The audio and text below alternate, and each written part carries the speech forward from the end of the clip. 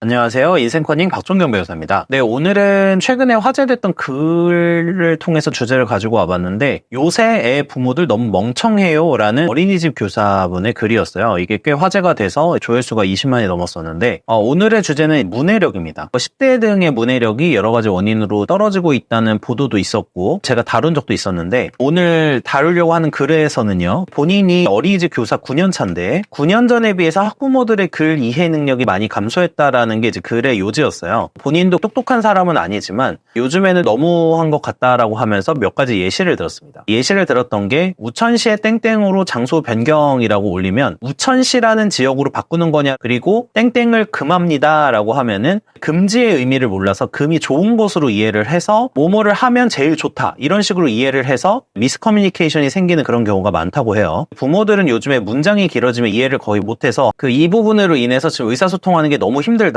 맥락을 이해하지 못한다라는 게 글의 요지였습니다. 어린아이들이 스마트폰 사용을 일찍부터 하기 시작하면서 문해력이 떨어지고 있을 뿐만 아니라 심지어는 자녀들의 부모 세대도 문해력이 감소하고 있음을 느낀다는 게 문제 제기였어요. 요즘에는 세 줄 요약이 아니면 읽지 않는다라는 말이 많이 등장을 하는데 짧은 글로 요약하지 않으면 글을 읽지 않는다는 거예요. 근데 이 짧은 글로 요약을 하게 되면은 여러 가지 내용이 생략이 되게 됩니다. 핵심을 파악하는 힘이니까 요약하는 힘도 중요하지만 이렇게 계속해서 짧은 글로 요약만 하게 되면은 의사소통에서 오해가 발생하게 될 가능성이 높겠죠. 근데 이 짧은 내용을 요약하지 않으면 보지 않는 이유는 물론 현대인들이 시간이 없어서 바쁜 부분도 있겠지만 결국에는 글이든 어떤 컨텐츠든 긴 글에 대해서는 이해하는 능력이 떨어지는 경우가 많아지고 있기 때문이라고 저는 생각을 하고 있어요. 성인들 사이에서도 문해력이라든지 독서의 필요성에 대해서 이제 부정하는 사람이 많아지고 있는 건 분명하죠. 문해력은 유네스코에서는 뭐라고 정의를 하고 있냐면 다양한 맥락과 연관된 인쇄 및 필기 자료를 활용하여 정보를 찾아내고 이해하고 해석하고 만들어내고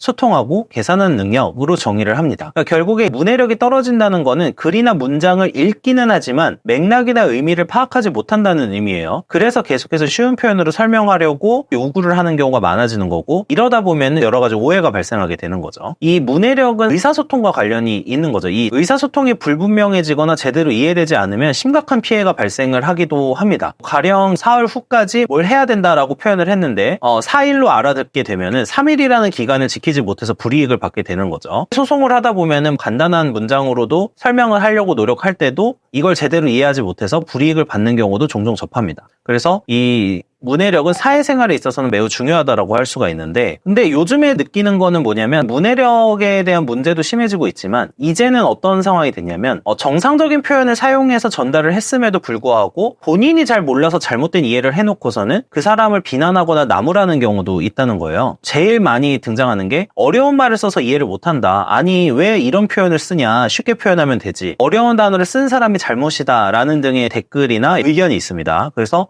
이 부분에 대한 이야기를 드려보려고 해요. 저는 이런 댓글을 볼 때마다 반지성주의의 방향으로 가는 게 아닌가 싶은 생각이 들곤 합니다. 열등감을 느껴서 그럴 수도 있는데 반지성주의라는 거는 뭐냐면 지식이나 공부 또는 배움 등에 있어서 적대감과 불신을 갖는 이데올로기라고 정의를 보통 하는데 이게 강해지는 게 아닌가 싶은 거예요. 그러니까 소위 말하는 어려운 말이라는 거가 정의가 뭘까? 내가 관심 있는 분야가 예를 들면 교육, 철학, 과학, 문학, 예술 이런 부분들이라면 어쩔 수 없이 우리가 흔히 말하는 어려운 말을 쓸 수밖에 없습니다. 왜냐하면 아주 쉬운 단순한 표현으로는 많은 의미를 함축하고 있는 단어를 쓸 수가 없기 때문에 뭔가 공부를 하거나 계속해서 여러 가지 시도를 하다 보면은 그 단어를 써야 되는 상황들이 있죠. 그래서 이 단어를 쓰는 건데 이러한 단어를 쓰는 게 소위 말하는 어려운 말이 되는 거죠. 한 단어에 많은 의미가 함축되어 있으니까 이 함축되어 있는 의미를 파악하지 못하기 때문에 쉬운 말을 써서 풀어줘라 이렇게 되는 거예요. 이러다 보면은 의사소통의 효율성도 떨어진다고 생각을 합니다. 한 단어로 표현할 거를 한 문장으로 설명해줘야 되는 그런 상황들이 되는 거죠. 어떤 분야든 전문가가 된다는 말은 어떤 한 단어가 그 분야에선 어떤 식의 의미로 사용되는지를 알아가는 과정이라고도 저는 생각을 하고 있어요. 당연히 어느 정도는 그 사람마다 분야마다 지식의 격차나 언어의 격차가 나기 마련인데 제가 문제라고 생각하는 거는 이 무식이나 무지를 옹호하거나 배려해야 한다고 생각을 하고 있으신 분들이 많아지는 것 같아요. 그래서 저는 이 부분에 대해서 비판할 점이 있다고 생각을 하는데 저는 한국이 지금도 그렇지만 교육률이 높은 나라로 많이 알려져 있죠. 과거에도 더 그랬고. 근데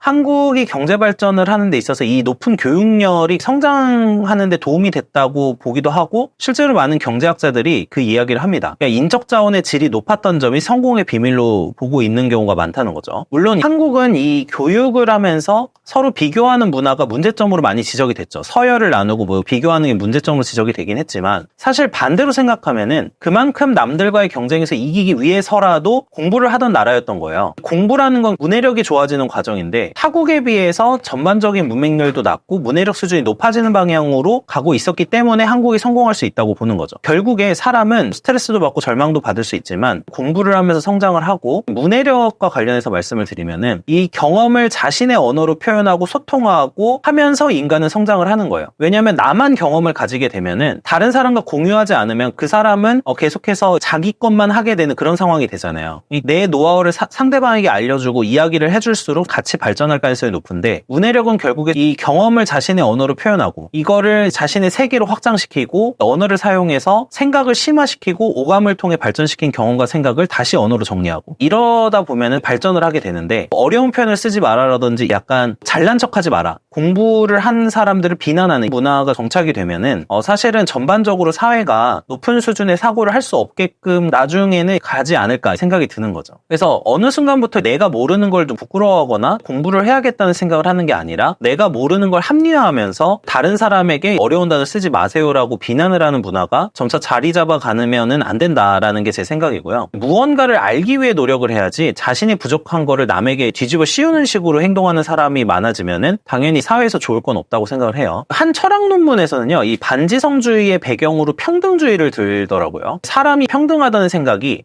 이게 능력으로도 확장이 되면서 오히려 배움이나 발전을 저해한다는 생각인 거죠. 사람들은 평등해라는 생각이 능력의 격차나 지성의 격차를 무시하는 쪽으로 계속해서 사고를 발전시키는 경우를 많이 본다는 거예요. 이 아까 논문에서는 모두가 같이 올라가는 쪽의 평등주의가 아니라 모두가 같이 잘 몰라도 되는 사회로 만들려는 이런 평등주의도 작용을 하고 있다라고 해석하는 논문이 있었는데 꽤 그래도 일리가 있다는 생각이 들었습니다. 어쨌든 이 무지는 좋은 게 아니다. 무지를 배려하는 건 좋은 일이지만 무지를 장려하는 쪽으로 가서는 안 된다는 게 제 생각입니다. 이 자신의 무지를 열등감으로 표현하거나 오히려 내가 모르는 거를 상대방이 어려운 말을 썼다고 하면서 반박을 하고 비난을 하는 문화는 좋은 것 같지는 않고 당연히 자기가 발전하는 데도 도움이 전혀 안 되겠죠. 이렇게 반지성주의나 내가 공부를 할 필요가 없다라는 식의 사고가 확대가 되면은 저는 개인의 성장을 억제한다고 생각을 해요. 사람은 결국에는 남의 것을 배우면서 성장을 하는 존재인데 이러한 단어든 어떤 거든 뭔가 공부해야 되겠다, 배워야겠다라는 식으로 가는 게 도움이 되지 상대방이 내가 모르는 말을 썼다고 화를 내는 이런 방식이 되면은 개인의 성장이든 아니면 사회 전반적으로든 이런 문화가 확산이 되면 좋지 않다고 생각이 듭니다.